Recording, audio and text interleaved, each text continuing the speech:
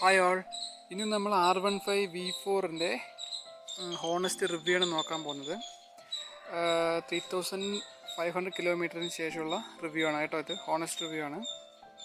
So ഞാൻ actually prefer ചെയ്തത് രണ്ട് ബൈക്ക് വേറെ ചെയ്യുന്നതായിരിക്കും. ഗൈസ്, എൻ്റെ ഇൻഡിക്കേറ്റർ പൊട്ടിപ്പോയി. കാരണം ഞാനത് എന്താണെന്ന് വെച്ച് വഴിയെ പറയുന്നതായിരിക്കും.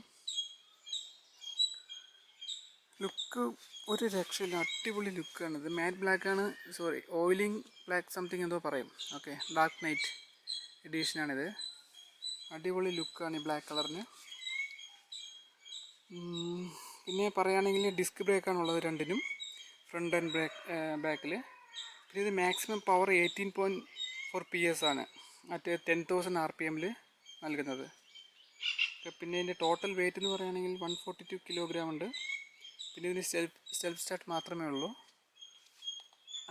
പിന്നെ അലോയ് വീൽസാണ് ഫ്രണ്ടിലും ബാക്കിലും. ട്യൂബ്ലെസ് ടയേഴ്സ് വരുന്നുണ്ട്. ഫ്രണ്ടിൽ 100 mm ബാക്കിൽ 140 mm ആണ്. പിന്നെ ഇതിന് ഡിജിറ്റൽ കൺസോൾ ഉണ്ട്. ഡിജിറ്റൽ മീറ്റർ ഇതാണ്. ഞാൻ ഓൺ ചെയ്തിട്ട് അതിൻ്റെ വർക്കിംഗ് ഫങ്ഷനെല്ലാം പറയുന്നതായിരിക്കും.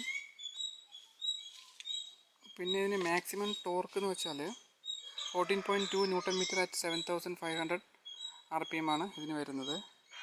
പിന്നെ ഫ്യൂൽ കപ്പാസിറ്റി ആണെങ്കിൽ 11 ലിറ്റേഴ്സിനുണ്ട്. ABS ഡുവൽ ചാനലാണ്, ഫ്രണ്ടിലും ബാക്കിലും നമുക്ക് ABS കിട്ടുന്നുണ്ട് ഇതിന്. പിന്നെ ബ്ലൂടൂത്ത് കണക്ടിവിറ്റി ഉണ്ട് ഇതിൽ. പക്ഷേ ഒരു കാര്യം പറയുകയാണെങ്കിൽ ബ്ലൂടൂത്ത് എപ്പോഴും കണക്റ്റ് ആവണമെന്നില്ല. ഞാൻ മാക്സിമം പെട്ടെന്ന് ട്രാവൽ ചെയ്യുന്ന സമയത്ത് കണക്ട് ചെയ്തിട്ട് പോകാമെന്ന് വെച്ചിട്ട് മൊബൈലിൽ ബ്ലൂടൂത്ത് ഓണാക്കിയിട്ട് വണ്ടി ഓണാക്കുന്ന നേരത്ത് മാക്സിമം കണക്റ്റ് ആവില്ല. ഡിസ്കണക്റ്റ് എന്ന് വന്നുകൊണ്ടേയിരിക്കും. അതൊരു ചെറിയൊരു ഇഷ്യൂ ആയിട്ട് എനിക്ക് തോന്നുന്നുണ്ട്. പിന്നെ ഇതിന് രണ്ട് റൈഡിങ് മോഡ്സാണുള്ളത്, സ്ട്രീറ്റ് മോഡും ട്രാക്ക് മോഡും. പിന്നെ ഇതിന് ഒന്ന് ട്രാക്ഷൻ കൺട്രോൾ ഉണ്ട് ഇതിന്. അത് ഓണോ ആക്കാം, ഓഫും ആക്കാം.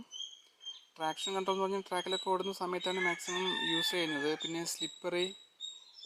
സ്ലിപ്പേജ് ഒന്നും ഉണ്ടാവില്ല അങ്ങനെ ഓൺ ആക്കുകയാണെങ്കിൽ. പിന്നെ വീല് സ്പിന്നേ ഇല്ല, അങ്ങനത്തെ സംഭവങ്ങളൊക്കെയാണ്. ഓക്കെ, അത് ഞാൻ മാക്സിമം ഓഫാക്കി ഇടാറാണ് പതിവ്. കാരണം നമ്മുടെ ഇത്തിരി ഒരു അല്പം പവർ കൂടാനുള്ള ചാൻസ് അങ്ങനെ ഓഫാക്കി ഇടുമ്പോൾ. പിന്നെ നമ്മൾ അങ്ങനെ സ്ലിപ്പറി എന്താ പറയുക, അങ്ങനെയുള്ള റോഡിലൊന്നും അല്ല ഓടിക്കുന്നത്. ഞാൻ ഹൈവേയിലൊക്കെയാണ് ഓടിക്കുന്നത്. അതുകൊണ്ട് ട്രാക്ഷൻ മോഡ് നമുക്ക് ഓഫാക്കി ഇടുന്നതാണ് ബെറ്റർ എനിക്ക് തോന്നി. പിന്നെ ഇതിന് ക്വിക്ക് ഷിഫ്റ്റർ ഇല്ല. പക്ഷേ വേറെ വേരിയൻറ്റിന് R15M-നും ബ്ലൂ വേരിയൻറ്റിനുമാണ് ക്വിക്ക് ഷിഫ്റ്റർ ഉള്ളത്. അത് നമുക്ക് ഈ ബ്ലാക്കിന് റെഡിന് ഒക്കെ വേണമെങ്കിൽ നമുക്ക് എക്സ്ട്രാ അക്സസറീസ് ആയിട്ട് നമുക്ക് ഫിറ്റ് ചെയ്യാൻ പറ്റുന്നതാണ്. അറൗണ്ട് കോസ്റ്റ് വരുന്നതിന് 6,000 റുപ്പീസാണ് വരുന്നത്. അത് വേണമെങ്കിൽ നമുക്ക് ഫിറ്റ് ചെയ്യാം ഷോറൂമിൽ കൊടുത്തിട്ട്. പിന്നെ എൻജിൻ പറയുകയാണെങ്കിൽ ലിക്വിഡ് കൂൾഡ് 4 സ്ട്രോക്ക് എൻജിനാണ്. 4 വാൾവ് ഉണ്ട് ഇതിന്. നല്ല പെർഫോമൻസ് ബൈക്കാണിത്. ഓടിച്ചുകൊണ്ടിരിക്കുകയാണെങ്കിൽ നമുക്ക് നിർത്താനേ തോന്നില്ല. നല്ല പവറെല്ലാം തരുന്നുണ്ട്. പിന്നെ ഫ്യൂവൽ ഇഞ്ചക്ഷൻ ടൈപ്പാണ് ഫ്യൂവൽ സപ്ലൈ. ഗിയർ ആണെങ്കിൽ 6 സ്പീഡ് ഗിയർ ബോക്സ് ഉണ്ട്. പിന്നെ ഇതിനെടുത്ത് പറയേണ്ട ഒരു കാര്യം, സ്ലിപ്പർ ക്ലച്ച് ഉണ്ട്. ഓക്കെ, ക്ലച്ച് നല്ല സ്മൂത്തായിരിക്കും. ഡൗൺ ചെയ്യാനും അപ്പതിനൊക്കെ നല്ല സ്മൂത്തായിരിക്കും. പിന്നെ ഇതിൻ്റെ വേറൊരു പ്രത്യേകത VVA ടെക്നോളജി ഉണ്ട്. വേരിയബിൾ വാൾവ് ആക്ച്വേറ്റർ ഉണ്ട് അതിന്. അത് ആക്ടിവേഷൻ ആവുന്നത് 7400 RPM-ന് മേലെ മാത്രമേ അത് ആക്ടിവേഷൻ ആവുള്ളൂ. 7400 RPM-ന് ശേഷം അതിന് നല്ല പവറും ആയിരിക്കും, ടോർക്കും ആയിരിക്കും. ഓക്കെ, അപ്പോൾ അതുവരെ നമുക്ക് 7500 RPM വരെ ഏകദേശം നോർമൽ മിഡ് റേഞ്ച് ബൈക്കിന് പോലെയുള്ള പവറായിരിക്കും. അതിന് ശേഷം പക്ക നല്ല പവറായിരിക്കും. ഇതിന് സ്പോർട്സ് ബൈക്ക് പോലെ ആക്ടിവേഷൻ ആവും. ഓക്കെ, അപ്പോൾ രണ്ട് തരത്തിൽ നമുക്ക് യൂസ് ചെയ്യാൻ പറ്റും. പിന്നെ ഫ്രണ്ടിലൂടെ അപ്സൈഡ് ഡൗൺ ഫോർക്കാണ്, നമ്മുടെ ഗോൾഡൻ കളറിൽ. അത് നല്ലൊരു മാച്ചിങ്, ബ്ലാക്കിന് നോക്കാൻ നേരത്ത് നല്ലൊരു മാച്ചിങ്ങാണ്. മൊത്തത്തിൽ ഏത് കോമ്പിനേഷൻ ആണെങ്കിലും ഈ ഗോൾഡൻ കളർ നല്ല ലുക്കാണുള്ളത്. ഇത് അപ്സൈഡ് ഡൗൺ ഫോർക്ക് എന്ന് വെച്ചാൽ സ്റ്റെബിലിറ്റി ഉണ്ടാവും. നല്ല കോർണറിങ് കാര്യങ്ങളൊക്കെ ചെയ്യുന്നതൊക്കെ നല്ല സ്റ്റെബിലിറ്റി ഉണ്ടാവും, നല്ല ടേണിങ് കിട്ടും. പിന്നെ ഹൈ ബ്രേക്കിംഗ് സമയത്തൊക്കെ നല്ല യൂസ്ഫുള്ളാണ് ഈ അപ്സൈഡ് ഡൗൺ ഫോർക്സ് ഉള്ളത്. പിന്നെ ഡിസ്ക് ബ്രേക്ക് എന്ന് വെച്ചാൽ ഫ്രണ്ടിൽ 282 mm ആണ് വരുന്നത്, റിയറിലാണെങ്കിൽ 220 mm ആണ് വരുന്നത്. പിന്നെ സൈഡ് സ്റ്റാൻഡ് വന്നിട്ട് ഇട്ടിട്ടുണ്ടെങ്കിൽ എൻജിൻ കട്ട് ഓഫ് ആയിരിക്കും. ഓക്കെ, അത് സ്റ്റാർട്ടാവില്ല. ഓക്കെ, മീൻസ് സൈഡ് സ്റ്റാൻഡ് ഇട്ടിട്ട് സ്റ്റാർട്ടാകുകയാണെങ്കിൽ സ്റ്റാർട്ടാകും, പക്ഷേ ഗിയർ ഫസ്റ്റ് നമ്മൾ ചേഞ്ച് ചെയ്യുന്ന സമയത്ത് ഓഫായി പോകും. ഓക്കെ, അപ്പോൾ സ്റ്റാൻഡ് എടുത്തിട്ട് വേണം. അതൊരു നല്ലൊരു ഓപ്ഷനാണത്, നല്ലൊരു സേഫ്റ്റി ഫീച്ചറാണത്. പിന്നെ ഇതിന് class D bi functional headlight യൂണിറ്റാണ് ഉള്ളത്. ഓക്കെ, ഇതുണ്ടോ, ക്യൂട്ട് ഡിസൈനാണ് ഇതിന് വരുന്നത്. പിന്നെ എയറോഡൈനാമിക് ഫാരിങ് ഡിസൈനാണ് ഇത്. ഓക്കെ, പിന്നെ പറയുകയാണെങ്കിൽ വൈ കണക്റ്റ് ആപ്പ് വെച്ചാണ് നമ്മൾ മൊബൈലുമായിട്ട് കണക്ട് ചെയ്യുന്നത്. അത് ഗൂഗിൾ പ്ലേ സ്റ്റോറിൽ പോയിട്ട് വൈ കണക്റ്റ് ആപ്പിന് കൊടുത്തു കഴിഞ്ഞാൽ വരും. അപ്പോൾ അത് ഡൗൺലോഡ് ചെയ്ത് വെച്ചാൽ നമുക്ക് കണക്ട് ചെയ്യാൻ പറ്റും.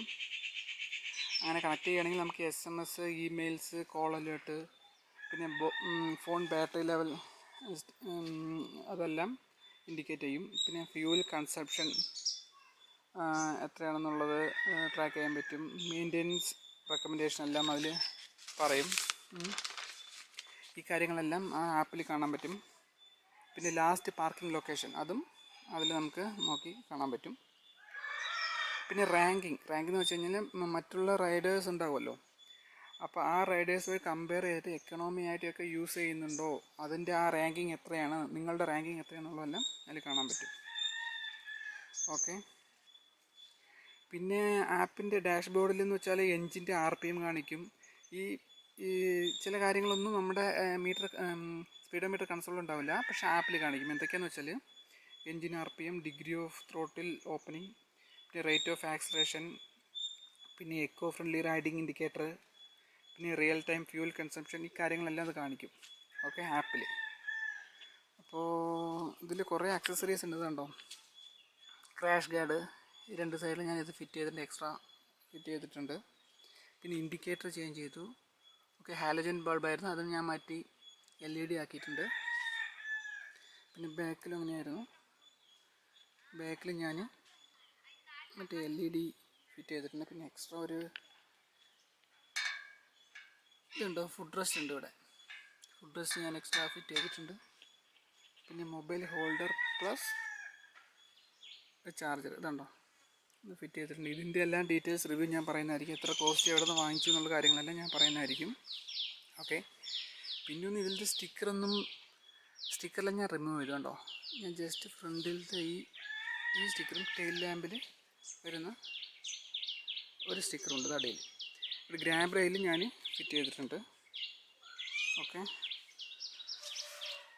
അപ്പോൾ ഒരു വണ്ടി എടുക്കണമെന്ന് ആഗ്രഹിക്കുന്നവർക്ക് ഈ വീഡിയോ ഉപകാരപ്പെടുന്ന വിചാരിക്കുന്നു. അപ്പോൾ എന്തെങ്കിലും ഡൗട്ടോ കാര്യങ്ങളോ അഭിപ്രായങ്ങളോ ഉണ്ടെങ്കിൽ തീർച്ചയായും കമൻറ്റ് ചെയ്യുക, സപ്പോർട്ട് ചെയ്യുക, ലൈക്ക് ചെയ്യുക, സബ്സ്ക്രൈബ് ചെയ്യുക. ഈ വീഡിയോ ഇഷ്ടപ്പെട്ടാൽ ലൈക്ക് ചെയ്യുക, സബ്സ്ക്രൈബ് ചെയ്യുക.